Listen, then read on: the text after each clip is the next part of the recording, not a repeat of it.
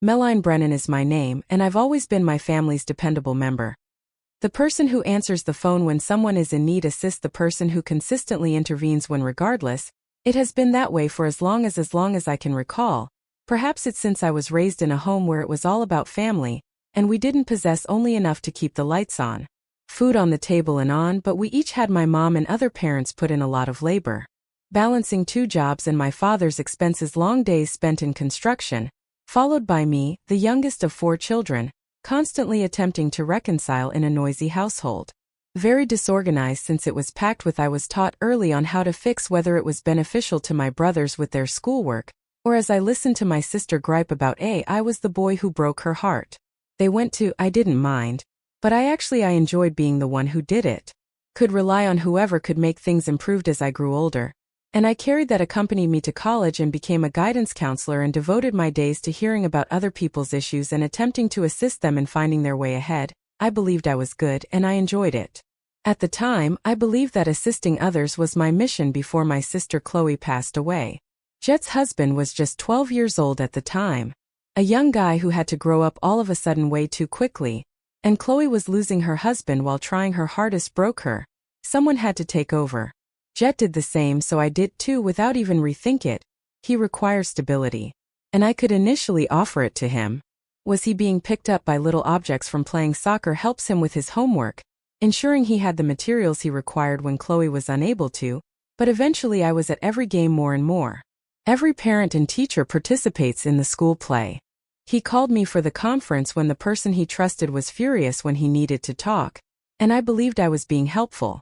I believed I was doing the right thing with him. Nonetheless, trust is a delicate thing. Takes years to construct, yet just a single moment, one option to shatter it. I didn't see it at all at the time, or perhaps I didn't want to acknowledge it. That the distinctions were becoming hazy, and I believed that support and affection were something completely different. This is the tale of how I betrayed that confidence and how I crossed lines I should never have. I harmed someone I love more than I thought I would. More than anything, I'm not proud of this story to disclose, but it's the reality, and if even one person can stop by telling it and consider before making the same errors I made, then perhaps it was worthwhile. Jet's mother, Chloe, was his favorite person. His anchor in the world. She was the type of a parent who made every minute matter, constantly encouraging him during soccer matches, remaining up late to assist him in undertakings, and spending time with him frequent thunderstorms, as she was aware that he detested hearing the rain beating down on the windows. Shared an uncommon bond. Indestructible, but life doesn't give a damn. Bonds do. Chloe's life abruptly ended, and she was one evening. I drove home late. Working 2 shifts at the medical facility, it had been a hard day, and she was exhausted. Then there was the intoxicated motorist who caused a red signal, and Chloe was suddenly. Jet was only 12 years old. I'll remember the call. It was nearly the phone rang so loudly at midnight that shocked me when I replied that it was a family friend named Curtis Clark had been called by law enforcement. His voice was trembling, and his only words were "didn't make it," and I was devastated. Could consider was Jet and what I was. I'm going to explain to him how to a youngster whose whole life revolved around the world won't arrive. When I arrived at the residence, Jet was his knees pulled up when he sat on the couch, staring at the entrance door while holding it to his chest as though he was anticipating her walking. He didn't cry during it. Initially, I knelt down and just sat there, lost in silence. Down before him and informed him that she disappeared. As if the brightness in his eyes faded out, and he remained silent. Simply fell into my arms and started crying, so I was afraid he may break from that. From that point on, I became Jet's everything. Dad has been absent for several years. He had departed while Jet was only a young child. After raising him alone, Chloe is now that nobody else was around when she was gone. Someone had to step up, so I did. Needed me, and I refused to let him. Initially, it was only the fundamentals, ensuring he had clothing, food, and a secure sleeping area. But it swiftly grew, increasingly distraught, and he stopped because he was unsure of how to comprehend it. Speaking with his pals, his grade began. He started to slip and became a shadow of the when he was younger. He was extremely irate. The world is furious with the motorist who took his mother, and may have been upset with her for abandoning him as well, like his father did. Approximately 6 months after Chloe's dying, he at last spoke, and I was assisting him with his assignments in algebra, and suddenly he exclaimed, "It's unfair that she was." His voice cracked. That was all I had. Then he gave me a tearful gaze. As what caused her to have to leave? Hearing those words destroyed my heart. I wanted to let him know that he wasn't at fault, that the world may be unkind at times. But those words I knew wouldn't be sufficient, so I took the only action I could. Encircled him with my arms and whispered, I'm here from Jet, so you're not alone. From that day forward, I made every effort to cover Chloe's absence. I attended every soccer match, assisted him with all of his schoolwork and made sure he understood how much I loved him. But despite my best efforts, it wasn't Chloe. Maybe that's where I couldn't be her. The fractures. Jet began to rely on me for everything. He contacted me on everything, from selecting outfits for picture day in order to requesting assistance with school-related issues. He even began to miss events with want to spend more time with his friends. The only person I can talk to is you, he remarked to me, Aunt Meline. Once his voice filled with pain and thankfulness. You truly pay attention to what was said. I felt that I was acting appropriately, as if I were handing him something that not everyone saw it, but others could. My cousin Curtis is one of the few relatives who remained in contact. Began to communicate worry. You're doing a fantastic job, he stated, his tone one day while drinking coffee. Jet needs to learn how to be cautious but stand independently. He's rely entirely on you. And that's not suitable for both. When I dismissed him, I said to you, for me, Curtis didn't know what Jet had experienced, that he couldn't understand how Jet needed me a lot, but now I'm looking back. I understood that he was correct. I wasn't merely assisting Jet, I was also clinging to him, firmly attempting to fulfill all of his needs since I was unable to let go, and I did this by blurring lines that ought to never blurred. I didn't notice it, but the fissures had already begun to appear. Jet's capacity to develop fissures in a bond that, in my opinion, while based on love, was gradually evolving into something that shouldn't have happened to Jet was evolving, and I became aware of it when his voice deepened as he turned 15. Frame grew wider, and the reserved, shy boy I had been slowly protecting it for years.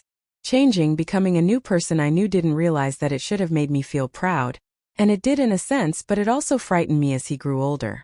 Removing oneself from the small, secure world I had no idea that we had built together. Where that would depart from it began subtly for me at first. Lingering in his room and closing when he used to leave the door open, he found my jokes funny and didn't dismiss them. I offered to assist him with his schoolwork and scrolled through his phone for hours. Rather than conversing with me like he once did, I reminded myself that everything was normal. Teens experience stages such as these. But the pain in my chest persisted. Each time he preferred solitude over mine business, after which he met Scarlett Larson, who was a classmate of his, gregarious and intelligent and charming in that way with ease only girls who are 15 years old can be. Jet couldn't stop discussing her at all. Something humorous was the subject of the other sentence. Scarlett had mentioned in class how excellent she was at soccer. He appeared for the first time in years.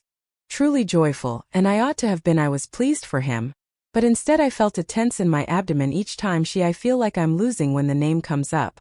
One afternoon I told Curtis about him. He didn't when he came in for coffee.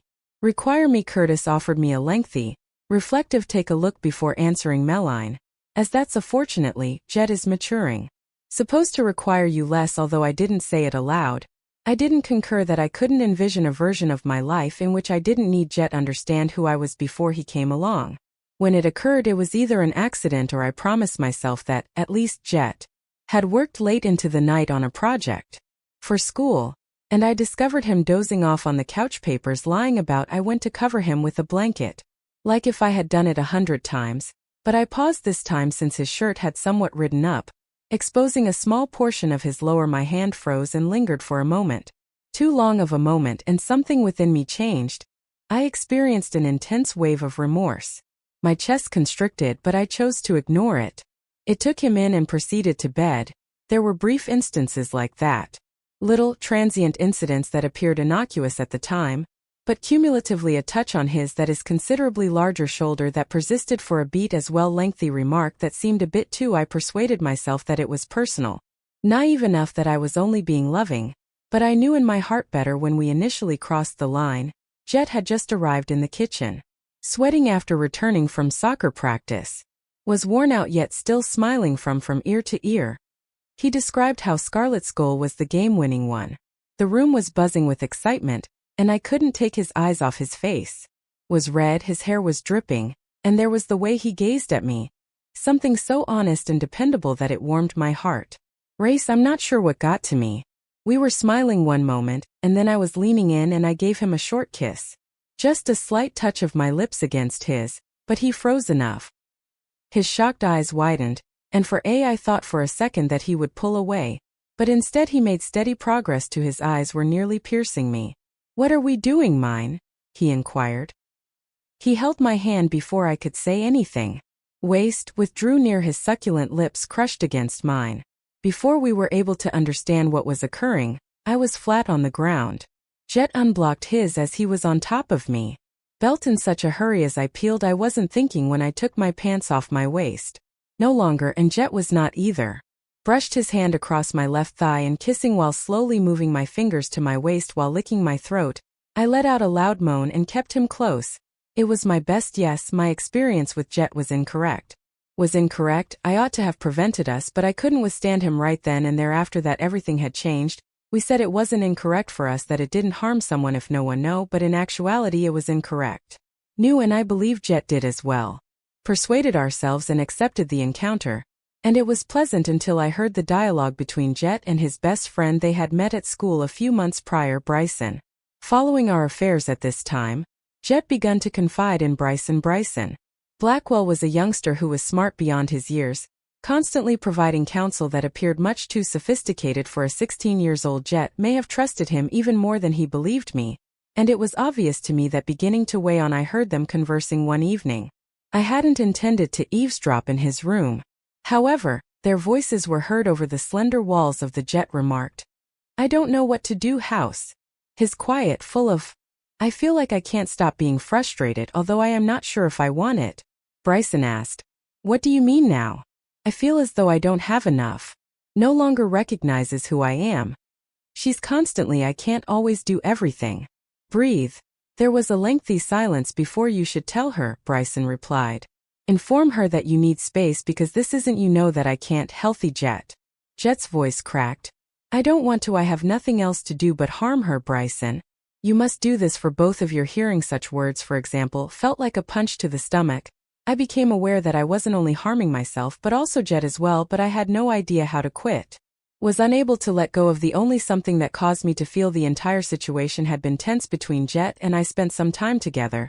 Although I wouldn't notice that he was retraction increasing, locked in his room or out for hours. Scarlett, the Tiny and Bryson times when we would giggle together over a cooking together was less common and farther away. I convinced myself that it was only a period in which he would return to me as if he always did. But I sensed in my heart I was afraid of the expanding distance. I was looking through pictures one evening. I have photos of Jet on my phone from when he was younger, when everything seemed easier. I found one from his 13th on his birthday. He smiled at the camera with, I recall, his face covered in cake. Reflecting on how much had changed and how the amount I'd given him, and the amount I required him to remain, I didn't know how self-centered I was at the time. That necessity had. Jet was now spending more time in Scarlett, and I was going crazy about it. Returned from school and hardly uttered 2 remarks to me prior to leaving for the meeting. He said she had invited her one night. I could invite him to a party over the weekend. Hear the enthusiasm in his voice, yet everything. I was in a panic. I asked, "Are you sure that's a good idea?" Attempting to maintain a neutral tone. "At parties they can get out of control at your age." Jet looked at me in a way I had never seen before. In the middle between irritation and disappointed. "And it's only a party. The parents of Meline Scarlett will be there. It's not that large. Bargain." "But what if?" he interrupted me. "Why can't I live my own life? You?" "Aunt Meline, don't worry about me. I am no longer a child." He had never spoken to me like that, so I froze. Previously, and it hurt more than I desired to acknowledge, that I'm only attempting to watch out for. I whispered to you. And he groaned, massaging the. I am aware of the back of his neck. "Yet it feels like I have to go visit you." But I'm not sure. The conversation came to an end in the morning. Yet it lingered in my mind that evening. Couldn't stop hearing his words. "I can't have my own life because of my head." I was aware that he was correct. I had been keeping too firmly because of fear that if I allow him to, he would disappear. The anxiety reached her brain totally. Jet had only returned a few days later. From spending time with Bryson and myself, he hardly glanced. Yet he could tell something was wrong. At me as he passed by. Going directly, I followed him to his room and knocked. Before pressing the door, lightly tap it. I murmured softly, "Hey, you're okay."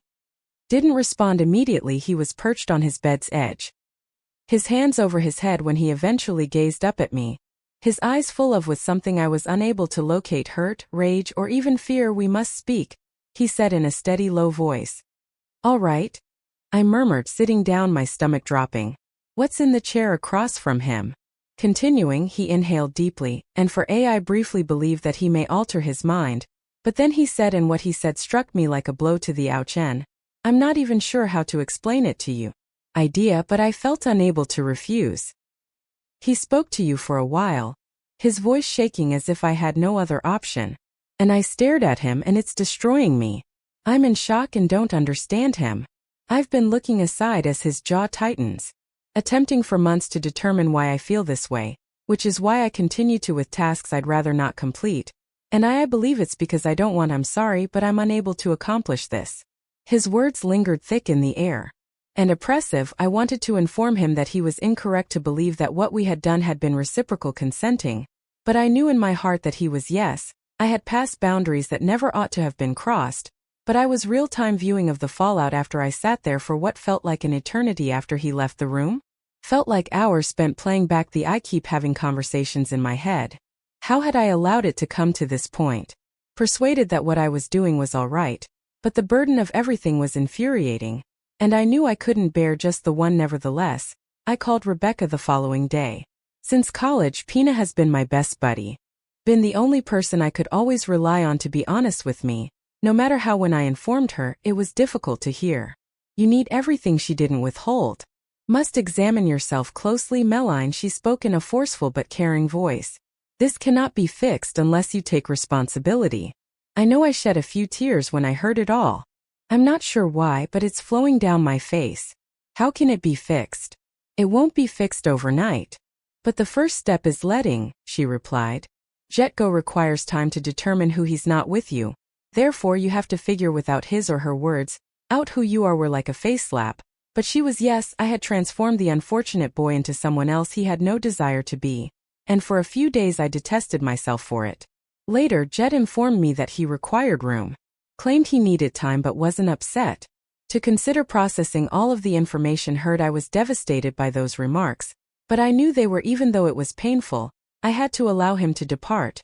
I replayed Jet's words that keep repeating in my mind till it seemed as though they were inscribed into my I'm not even sure how to describe bones to you idea, but I felt unable to refuse.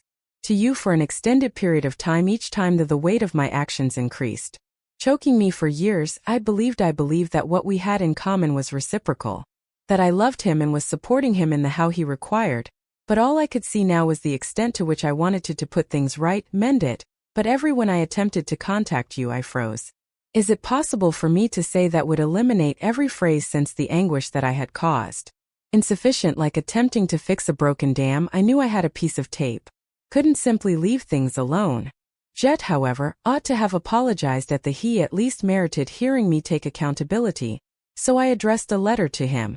I'm not even sure where to go, darling Jet. How can I begin to offer an apology for something I'm not even sure I can adequately describe? To all I know about myself is that I have harmed you in unexpected ways, and as a result, I sincerely apologize for your mother's passing. Committed to myself that I would safeguard you regardless of what I believed. I was carrying that out. But at some point in the how I forgot what that actually was. Indicated that I had crossed inappropriate lines, been disregarded, and in doing so, I took giving up something I'll never get back. Your confidence. You stated that you felt as though it hurt my heart that you couldn't say no to me. Since that was the last thing I desired. Aim to make you feel confined and like I can't change it. You had no choice. What has previously occurred, but I can assure you that going forward, I will respect the boundaries I'll set for you. The room you require to discover who you when I'm not watching you. I'm not requesting pardon since I don't. I hope that one day, but I do not deserve it. You'll be able to reflect on the positive recollections we had together, and are aware that even though I let you down in a lot of ways, I've always loved you, Jet. I'm so sorry for I left the place. Love, Aunt Meline. One morning, a letter on his desk as he was with Bryson, and I wasn't expecting an answer, at least not immediately, but the waiting was. It was intolerable each time my phone buzzed. My heart leaped, then fell when I discovered it wasn't him. Weeks passed with nothing happening. I began to question whether I had lost him for excellent, but one night there was a knock. When I opened the door, Jet was there. Seeming older than his 19 years, while standing there he held the letter for years, wrinkled and folded as if he had read it for a little moment. We simply neither of us looked at the other. "Can we have a conversation knowing what to say?" I eventually inquired, his voice firm and quiet. Nodded and moved aside to allow him entry. Sat down in the quiet living room. Spanning like a gap between us, he ultimately broke it. And I've been considering it. He spoke a lot while gazing down at the letter, concerning us in every way, and I don't determine whether things will ever return to his words hurt the way they were, but I understood. I didn't expect them to, yet they were true. Whispered, "I just wanted to let you know that I'm present. Anything you require, be it room or I'll respect it whether it takes time or not." At that moment, he glanced up at me, and for the first time in what seemed like an eternity, a glimpse of the boy I used to. "I'm willing to try since I can see it in his eyes. Advised to rebuild, however, it will require all I could possibly hope for is time." My voice broke as I replied. We sat there for a time, just a little, sharing the space without saying much, in a cautious yet optimistic manner. In reality, it wasn't a resolution. More akin to a delicate, unsure beginning, I would like to say. However, that's where the narrative concludes, but in reality, I'm still unsure about what will happen next. Still trying to figure things out, recognize how I allowed things to get to this point, and I am aware of how to proceed. I've made some really bad mistakes, and I doubt that they can ever really be undone, but I'd want to give Jet a shot for myself, for the opportunity to be better. Therefore, I'm turning to you now. What do you think? What to do once you've hurt someone you care about? How can one atone for something? I don't have the answers, which is unacceptable. However, if you have ever been in a circumstance such as this, or even if you, what would you do if you hadn't? Please repair it, and let us know what you think in the I'm here to learn from the comments below. Listen, develop, and before you leave, if this tale struck a chord with you or provided, I'd love to give you something to think about. If you enjoy this video, it's not only helps but also lets me know you're here. This tale reaches others who may be in need to listen. If you believe that someone in your this could be beneficial to life, talk to them and show them this video. Additionally, remember to subscribe. This isn't the conclusion of my adventure, and I would like you to participate in it as we proceed. Thank you for being here, everyone, and for participating in this conversation. Your ideas and insights are more significant than you are aware of.